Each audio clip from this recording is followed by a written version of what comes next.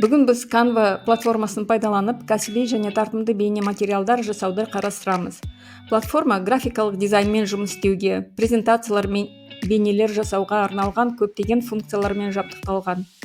Ол үшін Canva-ның басты бетінде біз бейне батырмасын басамыз және мына жерден бірінші батырманы таңдаймыз. Бұл ең жиі пайдаланатын формат. YouTube-ның форматымен, YouTube бейнелерінің форматымен бірдей. Осыны таңдадық. Енді бізде таза жұмыс парақшасы шығады. Мына жерде сол жақта үлгілер бар. Осы үлгілердің біреуінен таңдайық. Біз бүгін бұлттар қалай пайда болатын тақырыпқа бейне дайындаймыз.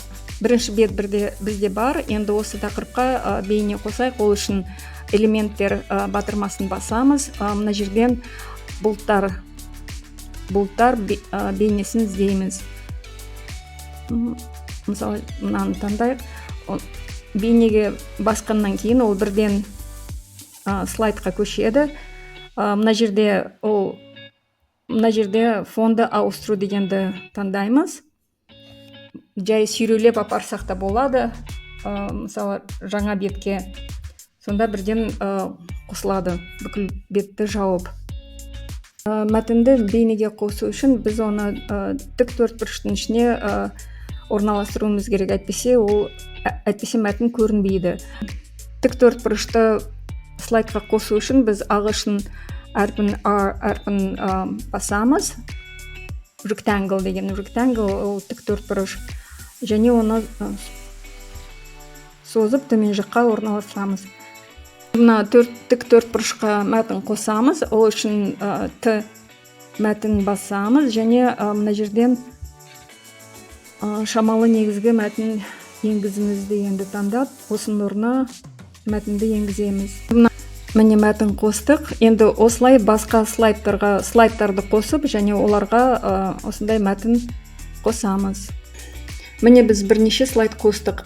Жалғыз бейне ғана емес, арасында фотосуреттерді де қоссаңыз болады. Ол үшін фотосуретті міне таңдадық элементтен. Әр слайд қаншаға созылатын уақытын көрсетеді. Төмен жақта, сол жақта. Мысалы, бірінші слайд және жаңағы фотосурет, олар 5 секундтан қалғандары біз элементтерден көшіргенде олардың уақыты көрсетілген. Бізге мына жазудың бүкіл 23 секундына емес, соның жартысына ғана немесе 8 секундқа ғана жалғасын десеңіз, онда осы мәтінді басамыз және мына 3 нүктеден уақытты көрсету дегенді таңдаймыз. Міне уақытын көрсетеді, күлгін мынандай төменде шығады рамка. Соны қысқартамыз. Тік төртбұрышта тура сол уақытқа созылу керек. Тік төртбұрышты басамыз және міне мына жерде көрінді. Оны да тура сол жазумен бірге шығатындай қысқартамыз. Бірінші слайдтағы мәтіннің және тік төртбұрыштың уақытын өстіп қысқартқаннан кейін жаңағы уақытты көрсету дегенді бастық қой біз.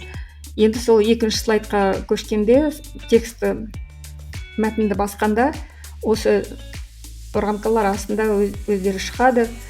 Автомат түрде сол жерден қысқартуға болады. Біз мәтінді қалай қысқартып, мына бейнелерді солай қысқартуға болады. Мына шетінен тартып қысқартамыз. Және де олардың қысқарту басқа амалы, ол мына жоғары жақтағы мәзірде менюда қайшы көрінеді.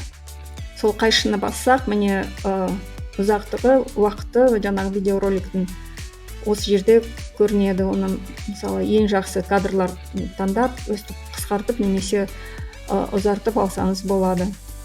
Бейне слайдтардың арасына өтеулер қоссаңыз болады. Өтеулерден таңдаймыз, мысалы ауыстыру. Бейнені жандандыру үшін анимация қосайық бірінші бетке. Ол үшін біз бүкіл бетті таңдаймыз және анимацияны бір түрін таңдауға болады, немесе фотосуретті жылжытуды таңдасақ та болады. видеоға бейнеге аудио қосайық. Ол үшін элементтерге кіреміз және ішінен аудио табамыз. Аудионы таңдау үшін оны бірінші тыңдап алайық.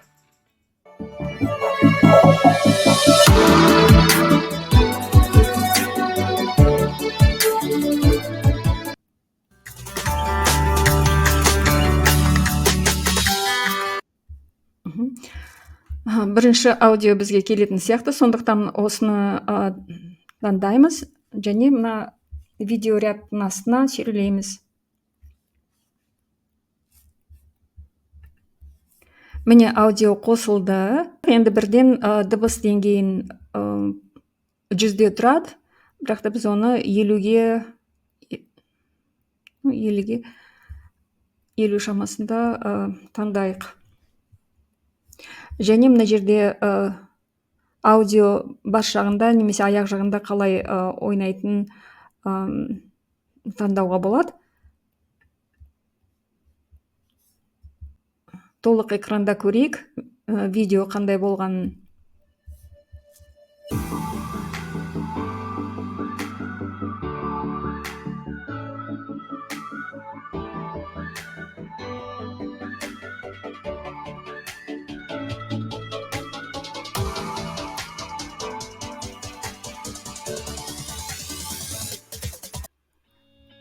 Canva арқылы бейне материалдарды жасау бұл шығармашылықты арттыруға, оқу процесін қызықты етуге және ақпаратты тиімді жеткізуге мүмкіндік береді.